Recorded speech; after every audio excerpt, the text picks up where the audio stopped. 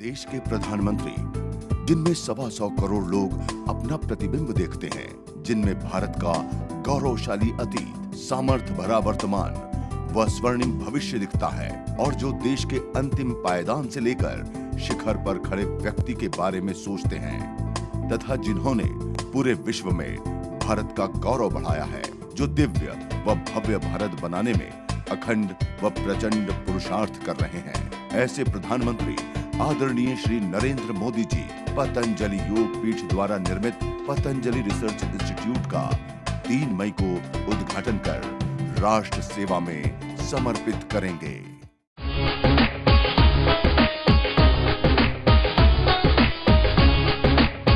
यह है Patanjali research foundation की बिल्डिंग जो आप मेरे पीछे देख रहे हैं। हमारा संकल्प है, जैसे योग को पूरे विश्व में प्रतिष्ठा मिली, ऐसे ही आयुर्वेद को पूरे विश्व में प्रतिष्ठा मिले। आज पूरे विश्व में एविडेंस बेस्ड मेडिसिन को मान्यता है। एलोपैथी में जब भी कोई वो ड्रग लॉन्च करते हैं, ब्लड प्रेशर के लिए, शुगर के लिए, कोलेस्ट्रॉल के लिए, हार्ट के लिए, एंटीबायोटिक के रूप में, लाइफ सेविंग ड्रग्स के रूप में, यहाँ तक कि फीवर के लिए, बुखार के लिए, उल्टी दस्त के लिए भी, सिर दर्द के लिए भी कोई दवाई बनाते हैं, तो उसका एक प्रोसीजर है।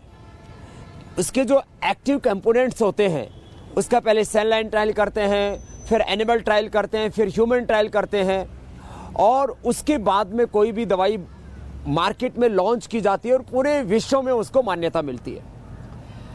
पतंजलि रिसर्च फाउंडेशन का लक्ष्य होगा कि जिस तरह से एलोपैथी के प्रत्येक ड्रग पर एक साइंटिफिक रिसर्च होती है, उसी तरह से हम यहाँ पर जो हमारी परंपरागत औषधियाँ हैं, चाहे चंद्र प्रभाव टी है, योगराज गुगुल, अविपत्तिकर चूर्ण, मोती पृष्टि, शंख भस्म, माने भस्म, वटी, चूर्ण, अवलेह, पाक, रस, रसायन, जितने भी सैकड़ों आयुर्वेदिक औषधियाँ जो हजारों, लाखों, करोड़ों वर्षों से, माने वैदिक काल से लेकर के चरक, सुश्रुत, धन्वंतरी, निघंटु आदि के खंड में अलग अलग समय हम अलग अलग प्रकार की औषधियाँ हमारे पूर्वज ऋषियों ने बनाई, उन औषधियों के ऊपर भी हम प्रामाणिकता के साथ अध्ययन करेंगे। साथ ही मुक्तावटी जो हमने हाइपरटेंशन के लिए, मधुनाशिनी शुगर के लिए, हृदयामृत हार्ट और कोलेस्ट्रॉल के लिए, मेधावटी ब्रेन डिसऑर्डर्स के लिए, इसी तरह से इम्यूनिटी के लिए, सेक्सो डिसऑर्डर्स के लिए अलग अलग प्रकार की हमने पेटेंट औषधियाँ भी तैयार की, और उन पेटेंट औषधियों के ऊपर साइंटिफिक रिसर्च का पूरा कार्य यहाँ पतंजलि रिसर्च फाउंडेशन में शुरू हो चुका है। यहाँ हमारे पास 200 से अधिक साइंटिस्ट हैं, और लाख 2 लाख रुपए से लेकर के 5-5, 10-10 लाख रुपए के मंथली सैलरी पैकेज के ऊपर हमारे यहाँ पर साइंटिस्ट काम करते हैं। और मुझे पूरा विश्वास है कि जिस तरह से आज योग को पूरे विश्व में मान्यता मिली है, ऐसे ही एविडेंस बेस्ड मेडिसिन के तौर पर आयुर्वेद को भी मान्यता मिलेगी, और हम यहाँ पर सेल लाइन ट्रायल से लेकर के एनिमल ट्रायल से लेकर के ह्यूमन ट्रायल तक का जो पूरा प्रोसीजर है उसको फॉलो करेंगे, और लोगों को प्रामाणिक औषधियाँ मिलेंगी, और भारत को तो स्वास्थ्य मिलेगा ही मिलेगा, हमारे इस अनुसंधान से समृद्धि भी मिलेगी, क्योंकि भारत की जड़ी बूटियों की विश्व में कीमत होगी। आज करोड़ों करोड़ों लोग ब्लड प्रेशर से, शुगर से, cholesterol, heart problem, hepatitis, psoriasis, arthritis और कैंसर जैसी बीमारियों से पीड़ित, और उनका हमारे पास में समाधान है। वैसे मॉडर्न मेडिकल साइंस की दृष्टि से कहा जाए तो ये ऐसे रोग हैं जिनका खाली कंट्रोल कर सकते हैं, लेकिन हमने इन बीमारियों का क्योर किया है। तो ये एक बहुत बड़ा प्रयास है। गैर सरकारी क्षेत्र में भारत में ये पहली बार इतना बड़ा रिसर्च का काम पतंजलि योग पीठ की ओर से हो रहा है, और आगे ये कार्य बढ़ता जाएगा। और यह एक बहुत बड़ा म्यूजियम पीछे बनाया गया है आयुर्वेद का, और इसी के साथ साथ यहाँ 1000 से ज़्यादा वनस्पतियों के पौधे यहाँ पर लगाए गए हैं। माने स्कूल, कॉलेज, यूनिवर्सिटियों के विद्यार्थी यहाँ पर आकर के आयुर्वेद का मूर्त रूप में जीवन लाइव उसका दर्शन कर सकेंगे और उससे प्रेरणा पा सकेंगे। ये पतंजलि रिसर्च फाउंडेशन का गार्डन है। इसमें सैकड़ों करोड़ रुपए की जहाँ इस बिल्डिंग में मशीनें हैं, वहीं पर आयुर्वेद की पूरी प्रदर्शनी और 1000 से अधिक जड़ी बूटियों को यहाँ पर लाइव लगाया गया है। पूरे हिमालय क्षेत्र से लेकर के हिंदुस्तान भर में यहाँ पर जड़ी बूटियों का पूरा संकलन किया गया है और इस संकलन को आप इस पूरे गार्डन में देख सकते हैं। यहाँ अलग अलग जगह पर उनके नाम पट्टिकाएं लगी हुई हैं और उन नाम पट्टिकाओं के साथ साथ में पूरा का पूरा ये जो भूभाग है, हमने आज से करीब 10 साल पहले यहाँ पर ये जड़ी बूटियों को लगाना शुरू किया। अब तो बहुत पेड़ तो बड़े बड़े हो चुके हैं और कुछ अभी छोटे हैं। 10 साल में यह बगीचा काफ़ी विकसित हो चुका है और अब यहाँ अलग अलग प्रकार की सज्जा के साथ माने कुल मिला करके 2-2.5 किलोमीटर की वॉकिंग हो जाएगी। जब भी कोई यहाँ पर इस पूरे आयुर्वेद की परंपरा का दर्शन करने कोई आएगा तो उसको आयुर्वेद की ऋषि परंपरा का यहाँ मूर्त रूप से दर्शन होगा। हमारा लक्ष्य यही है कि योग और आयुर्वेद का बेसिक नॉलेज भारत के प्रत्येक नागरिक को होना चाहिए। योग, आयुर्वेद, स्वदेशी और वैदिक संस्कृति पर प्रत्येक भारतीय को गर्व होना चाहिए कि 1,96,08,53,117 वर्ष पुरानी हमारी ये गौरवशाली परंपरा है। अतीत में भी हमने विश्व को बहुत कुछ दिया है और आज भी बहुत कुछ देने में हम समर्थ हैं। कल पतंजलि रिसर्च इंस्टीट्यूट का उद्घाटन होने वाला है। भारत के इतिहास की ये बहुत बड़ी घटना होगी। जो एलोपैथी में रिसर्च हुआ करते थे, क्लिनिकल कंट्रोल ट्रायल के सेल लाइन से लेकर के सेल लाइन ट्रायल होते हैं, लैब्स में ट्रायल होते हैं पहले, फिर उन जड़ी बूटियों, औषधियों, वनस्पतियों को पशुओं को, एनिमल्स को खिलाया जाता है। वो एनिमल हाउस इतने ज्यादा प्रोटेक्टेड हैं कि उनमें बैक्टीरिया तो बहुत दूर की बात है, कोई धूल का कण भी नहीं घुस सकता। और कल से कुछ चैनलों पर शुरू हो गए थे कार्यक्रम पतंजलि रिसर्च इंस्टीट्यूट के, आज और शेष चैनलों पर। और कल तो पूरा भारतवर्ष नहीं, देश नहीं, पूरी दुनिया देखेगी कि कैसे हमारे ऋषि अनुसंधान करते थे। आज वही परंपरा पुनः एक बड़े रूप में पतंजलि योग पीठ में शुरू हो रही है। और देश के प्रधानमंत्री जो एक राष्ट्र नायक तो हैं ही हैं, उनमें विश्व नायक का चरित्र है और पूरे विश्व में भारत की प्रतिष्ठा जिन्होंने बढ़ाई है।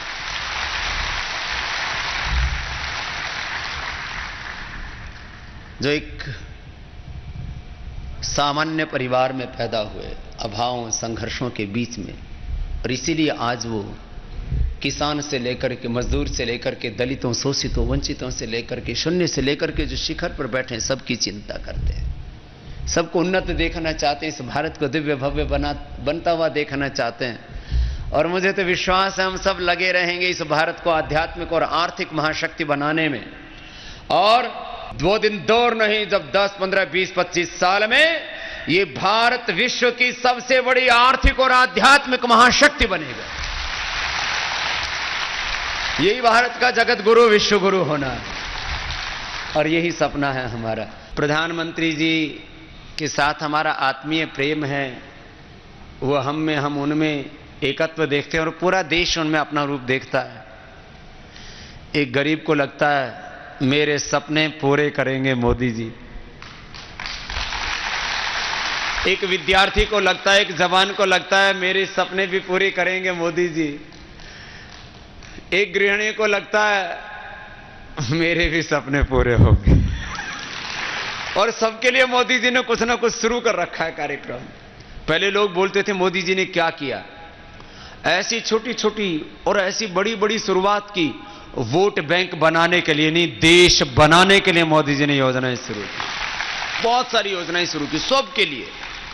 एक प्रधानमंत्री जो कर सकता है सब तो अपना देखते ही हैं, हम देखते हैं कि वो हिंदुस्तान का वजीर होने के साथ एक फकीर है, हमारे सपनों का भी भारत बनाएगा। सब अपना अपना देख रहे हैं, तो हम भी अपना देख रहे हैं, क्योंकि राष्ट्र का नेतृत्व करने वाला वो एक महानायक। तो हमने अब बड़ा हॉल खाली कर दिया, क्योंकि वहां सुरक्षा आदि की दृष्टि से वो 2 दिन तक पूरा जांच पड़ताल करते हैं।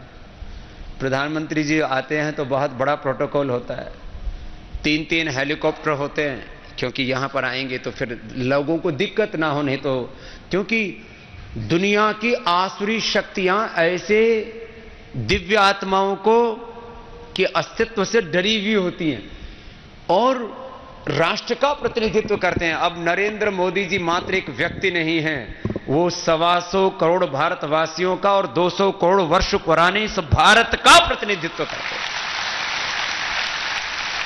तो उनकी सुरक्षा, उनकी हिफाजत, उनका सम्मान, उनका गौरव, ये हम सबका गौरव बन जाता है कि ये प्रक्रिया है, ये मात्र कोई प्रोटोकॉल नहीं है। और कल भी आपको और आपके साथ साथ पूरे उत्तर प्रदेश के पश्चिमी भाग से, उत्तराखंड से, हरियाणा और दिल्ली तक के भी कार्यकर्ता आ रहे हैं। कल पतंजलि योग पीठ में एक ऐतिहासिक महोत्सव होने वाला है।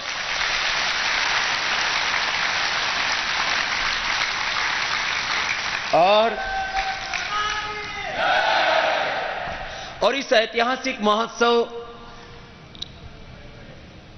इस यादगार अवसर पर आपको यहां रहने का अवसर भगवान ने प्रदान किया। ये भी तो एक जिंदगी की बहुत बड़ी आपकी यादगार होगी। वैसे मुझे भी नहीं पता था मोदी जी अभी आने वाले हैं। मैंने तो एक दिन फोन किया कि मैंने कहा मोदी साहब, अब वो पतंजलि रिसर्च इंस्टीट्यूट आपका बहुत दिनों से इंतजार कर रहा है, आप कब आ रहे हैं उद्घाटन करने के लिए? बोले 3 तारीख को आ जाऊं। मैंने कहा स्वागत है, आपका शिविर तो पहले से ही तय हो चुका था। और सब कार्यकर्ताओं को बुलाना तो बड़ा मुश्किल काम है, इतने समाएंगे कहां। अब तो लगता है एक ऐसा स्थान बनाना पड़ेगा जहां कम से कम 20-25 लाख कार्यकर्ता समा सकें।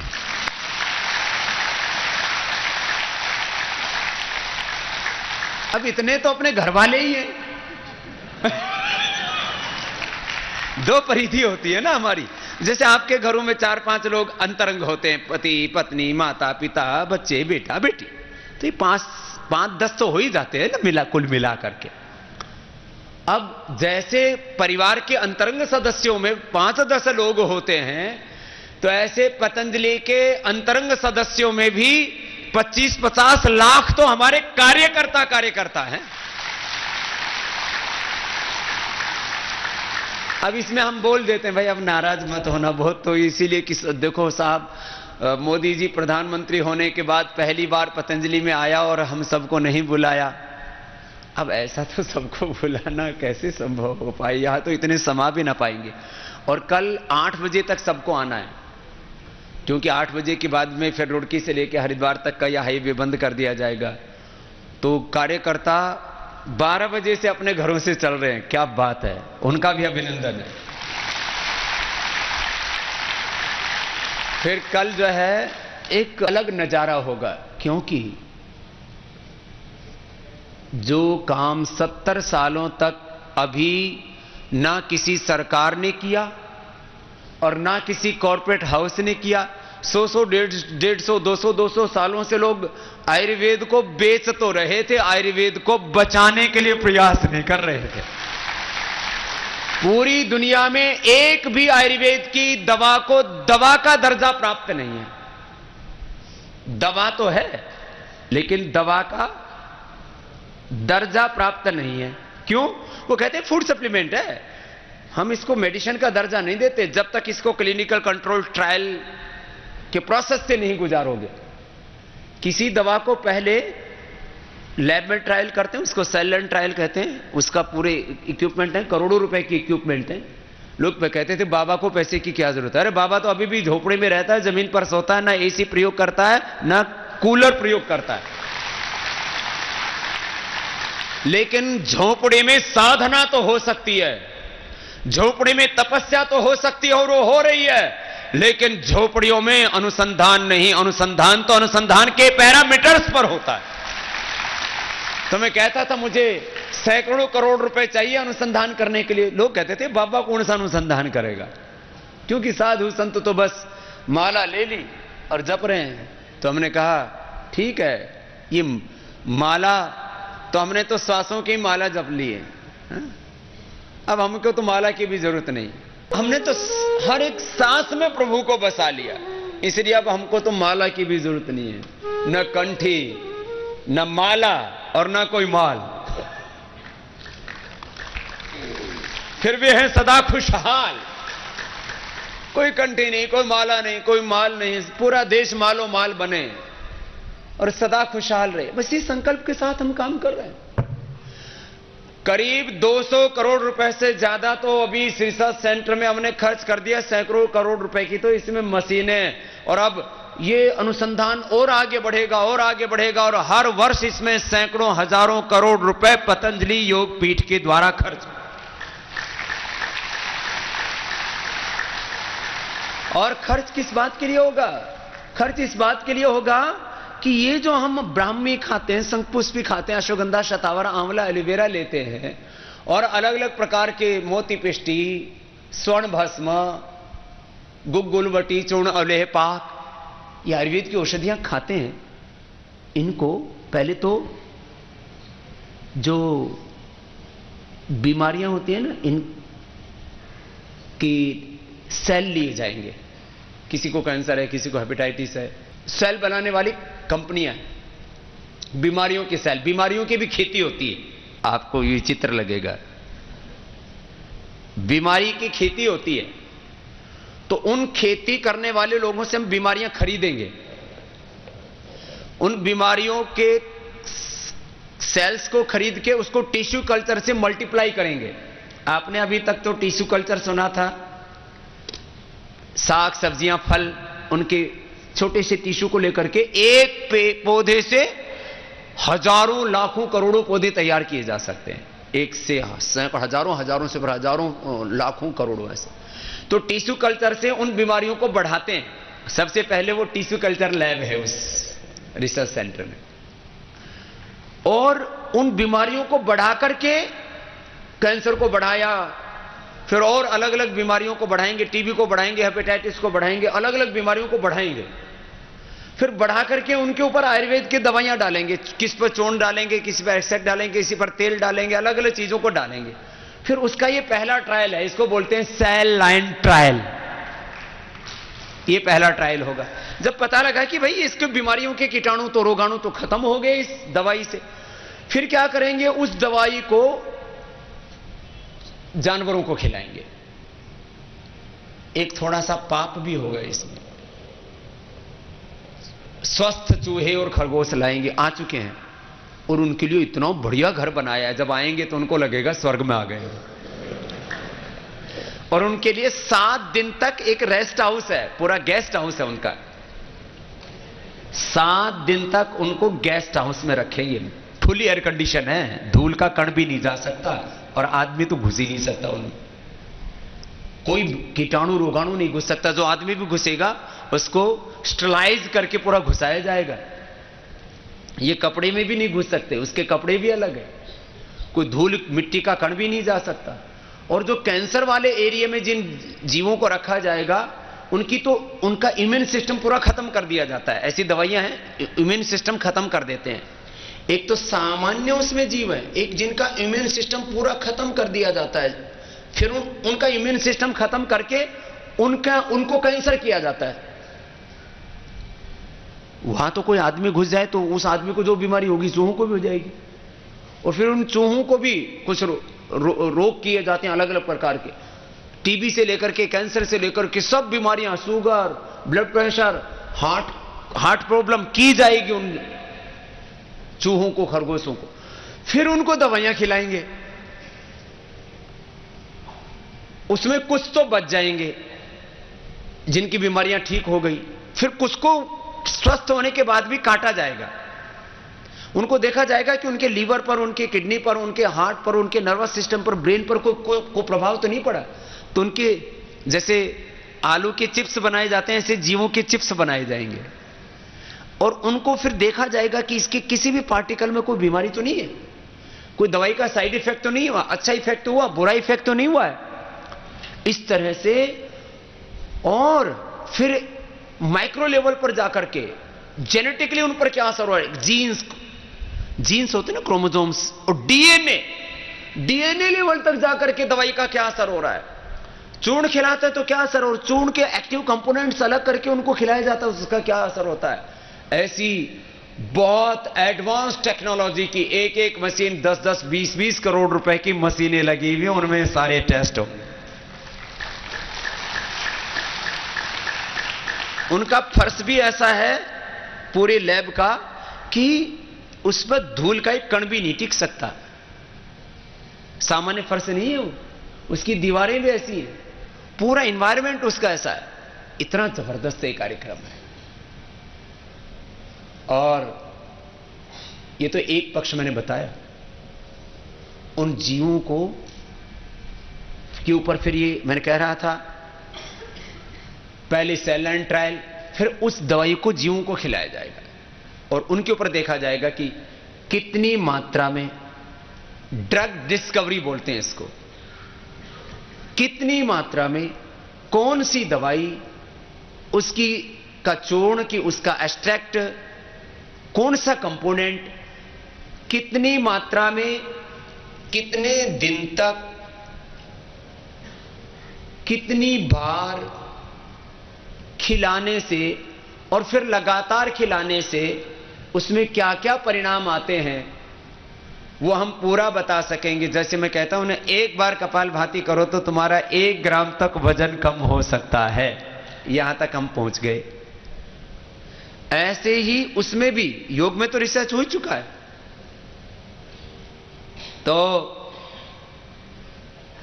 अब बहुत जल्दी ही जब ये पूरा रिसर्च हो जाएगा, और मैं आज आपको कह रहा हूं, स्वाइन फ्लू, डेंगू, चिकुनगुनिया से लेकर के SLMS, ऑटोमेन डिजीज और कैंसर जैसी बीमारियों का मॉडर्न मेडिकल साइंस के पैरामीटर्स के अकॉर्डिंग, जिसको मेडिकल साइंस की टर्मिनोलॉजी में बोला जाता है एविडेंस बेस्ड मेडिसिन के तौर पर, हम आयुर्वेद की दवाओं को ये दर्जा दिला पाएंगे।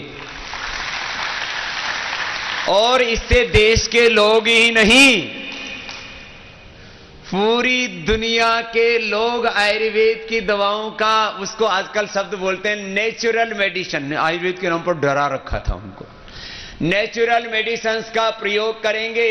इससे पूरी दुनिया के लोगों को स्वास्थ्य मिलेगा और भारत के लोगों को करोड़ों रुपए की समृद्धि मिलेगी। नेचुरल मेडिसिन मिलेंगे, उनको भी साइड इफेक्ट नहीं होंगे। नहीं तो दुनिया में दवा ना मिलने से, ना खाने से कम और दवा खाने से ज्यादा लोगों की मौत हो रही है। ये पूरे WHO के आंकड़े हैं, बाबा रामदेव के नहीं। अच्छा, पहले हम बोलते थे ना, तो बोले ये बाबा जी बोल रहे हैं, इस योग से, इस दवाई से ये फायदा, बोले ये योग भारत का है, ये दवाइयां भारत की, इसलिए इसके बारे में बोल रहे हैं। इस मशीन को पता ही नहीं है कि बाबा ने मेरे अंदर दवाई डाली या किसी अमेरिका वाले ने, यूरोप वाले ने मेरे अंदर दवाई डाली। दवाई बस वो जानती है, वो मेडिसिन की भाषा समझती है। मशीन अंधी होती है, और ये अंधी मशीनें जब सच बोलेंगी तब दुनिया की आंखें खोलेंगी। देखो, मशीन तो अंधी होती है ना। कैसे? वो जो मशीन है ना, उसके अंदर जो डालो सच बोलती है। ये जब मशीनों से सच निकलेगा तो ये सच पूरी दुनिया तक फैलेगा, और फिर मशीनें ही सारी दुनिया बोलेगी भाई आयुर्वेद की दवाओं में ताकत है, और उसी से हमें निजात मिलेगी। तो एज ए मेडिसिन, जैसे योग को पूरी दुनिया ने स्वीकार कर लिया कि भाई स्ट्रेस फ्री लाइफ जीनी है, disease free, drug free, pain free life जीनी है, world health, world wealth, world prosperity, world peace, world happiness, world harmony यदि किसी से मिलेगी तो योग से मिलेगी। आज एक साइंटिफिक और सेक्युलर प्रैक्टिस के तौर पर जैसे पूरी दुनिया ने योग को अपना लिया, ऐसे पूरी दुनिया आयुर्वेद को भी अपनाएगी और वेदों को अपनाएगी। ये काम होना है और इस काम के लिए ये कल बहुत बड़ा अनुष्ठान होगा और इसकी साक्षी बनने के लिए आपको तो मौका मिलेगा ही। जब कोई इतिहास रचा जाता है और उस समय हमें साक्षी बनने का मौका मिले।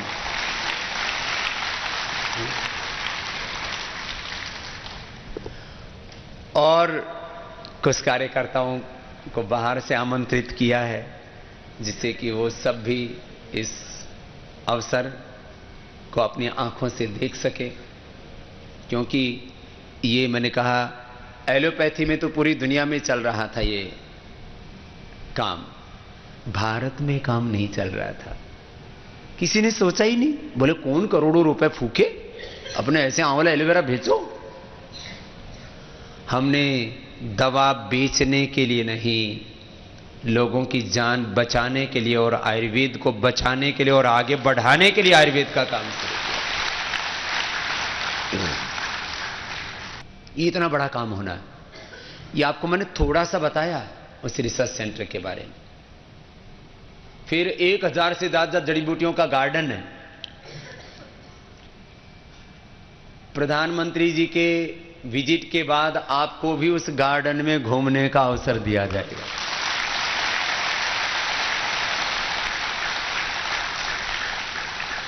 और रॉक्सबर्ग का, विलियम रॉक्सबर्ग बोलते हैं, उसने एक पेंटिंग शुरू की, करीब 200 साल तक पेंटिंग चलती हो, कैनवास पेंटिंग। क्या नाम है इसका? Canvas painting. उसने 9000 पेंटिंग बनाई थी, आजादी से पहले की बात है। उसके बाद वो काम ही बंद हो गया। कैनवास पेंटिंग में आप देख करके बच्चा भी वो सदी की पहचान कर सकता है। ये बहुत बड़ा काम है। जैसे चरक, सुश्रुत और धन्वंतरी आदि ऋषियों ने आयुर्वेद की जड़ी बूटियों के बारे में चरक सुश्रुत संहिता, सारंगधर संहिता, फिर भाव प्रकाश निघंटु आदि अलग अलग प्रकार के, हां ये एक अलग कार्य चल रहा है। दुर्लभ ग्रंथों का प्रकाशन, सैकड़ों हजारों साल पुराने ग्रंथ हमने पूरे देश भर से पुरुषार्थ करके और कुछ लोगों से प्रार्थना करके हमने लिए कि भाई तुम्हारे लिए तो बेकार हो जाएगा।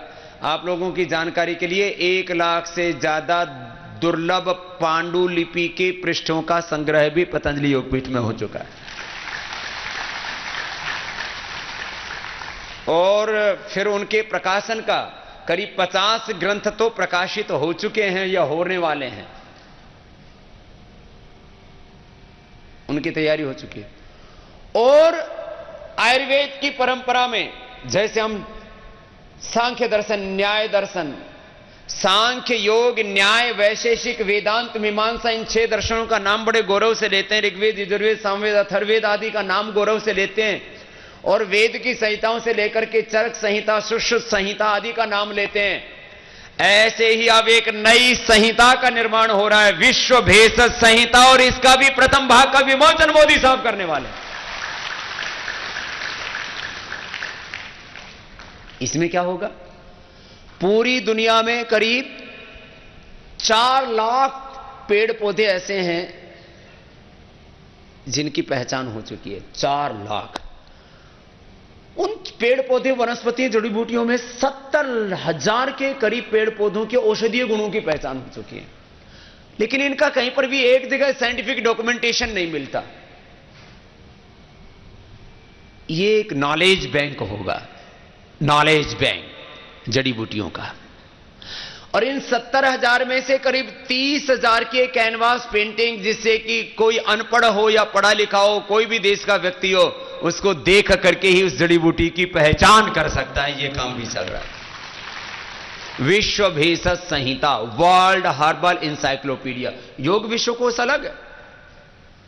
ये इतने बड़े बड़े मौलिक कार्य, प्रामाणिक कार्य जो ना हुए आज तक, वो ये छोटी घटना नहीं है।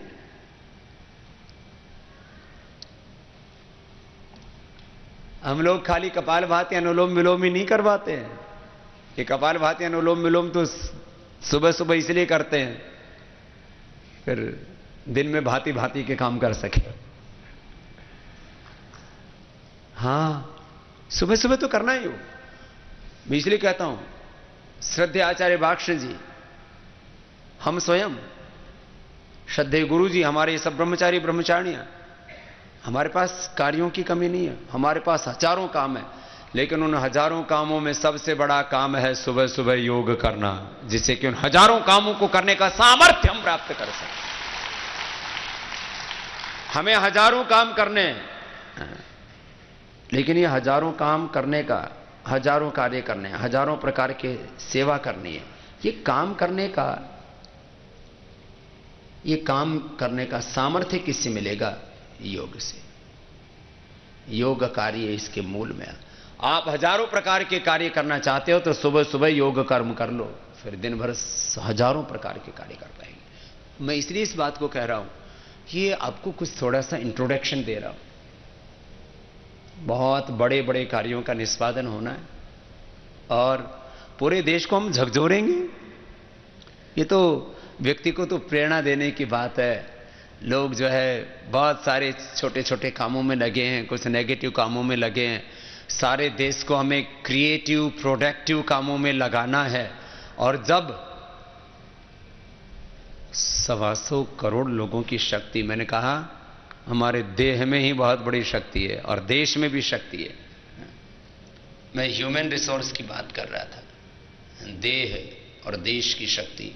इसके ऊपर मैंने पूरे देश में और दुनिया में लगभग 20 लाख किलोमीटर की यात्रा की है और सबको जगाया और बताया, भाई तुम्हारे देह में और अपने इस देश में बहुत बड़ी शक्ति है। भाई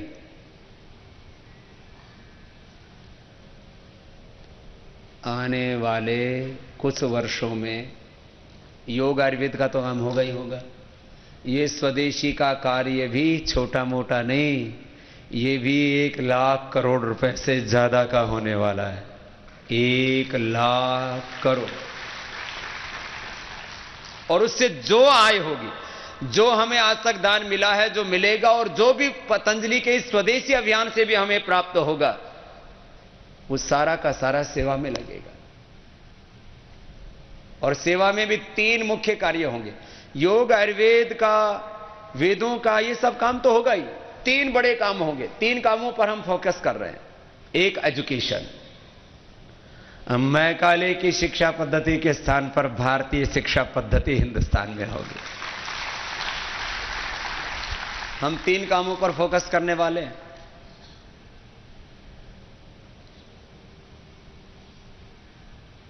कुछ तो हम योगी सन्यासी ब्रह्मचारी बनाने वाले हैं, और बाकी आपके बच्चों के लिए हम ऐसे वर्ल्ड क्लास स्कूल बनाने वाले हैं कि वहां पर फिर वर्ल्ड सिटीजन तैयार होंगे। उनको modern knowledge, new science, new technology, new world के साथ कनेक्टिविटी, आधुनिकता उनमें होगी और आध्यात्मिकता होगी। अपना धर्म, अपनी संस्कृति, अपने संस्कार उनमें होंगे। ये संस्कार युक्त शिक्षा हम देश के लाखों करोड़ों बच्चों को देंगे और वो बच्चे देश ही नहीं दुनिया का नेतृत्व करने में सक्षम होंगे। ऐसा देश बनाना। ये आचार्य कुलम जगह जगह खुलने वाले हैं। ऐसा कौन कौन चाहते हैं उनके यहां आचार्य कुलम खुले? सबने हाथ खड़े कर दिए। नीचे कर लो। आचार्य कुलम वही खुलेगा जहां के प्रत्येक गांव में, गली मोहल्ले में योग की कक्षा चालू हो जाएगी, फिर आचार्य कुलम चालू हो जाएगा। आप योग वाला काम करो, आपके यहां आचार्य कुलम खोलेंगे। और यदि आपने बहुत अच्छा काम कर दिया पूरे प्रांत में, तो वहां एक विश्वविद्यालय तक खोल देंगे हम।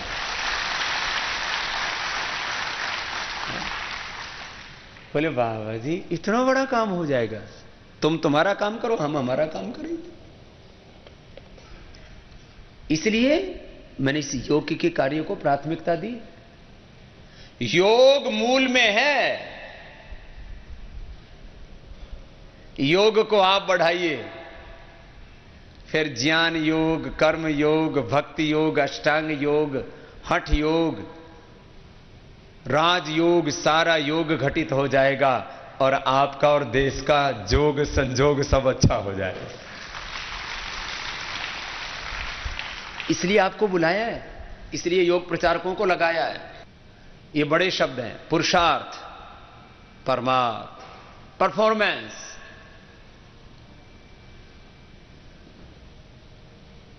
इमोशंस, पूरी दुनिया तो इसी पर चल रही है। परफॉर्मेंस एंड परसेप्शन, जैसी परफॉर्मेंस होती है वैसा परसेप्शन हो जाता है। आपकी फ्रीक्वेंसी मैंने सेट कर दी है, अब आप सेट नहीं हो ना। सैटेलाइट की फ्रीक्वेंसी एक बार सेट कर देते हैं तो फिर वो अपनी बस उसी परिधि में घूमता रहता है। तुम्हारे मोबाइल का जो नंबर है उसकी भी फ्रीक्वेंसी सेट कर रखी है, तुम्हारे वाली कॉल ही तुमको आती है, नहीं तो करोड़ों लोगों की कॉल तुम्हें आने लग गई तो डिस्टर्ब हो जाओगे। तो तुम्हारी फ्रीक्वेंसी मैंने सेट कर दी है, अब इस ऋषियों की फ्रीक्वेंसी पर जीना है, गुरु की फ्रीक्वेंसी पर जीना है, योग की फ्रीक्वेंसी के साथ जीना है, आत्मा और परमात्मा की फ्रीक्वेंसी के साथ जीना है। ये तुम्हारी फ्रीक्वेंसी है।